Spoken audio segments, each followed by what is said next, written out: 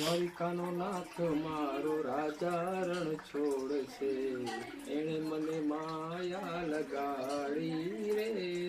રાધે રાધે. ઠાકોરજીની અસીમ કૃપાથી કચ્છમાં ફરી એકવાર શ્રી અંબેમાના દરબારમાં તેમજ પરમ પૂજ્ય શ્રી ચંદુમાના સાનિધ્યમાં પરમ પૂજ્ય શ્રી જિગ્નેશ દાદા રાધે રાધેના શ્રી મુખે વહેશે શ્રી કૃષ્ણ ચરિત્રની દિવ્ય અનુભૂતિ કરાવનારી મોક્ષદાયી શ્રીમદ ભાગવત કથા જ્ઞાન યજ્ઞ.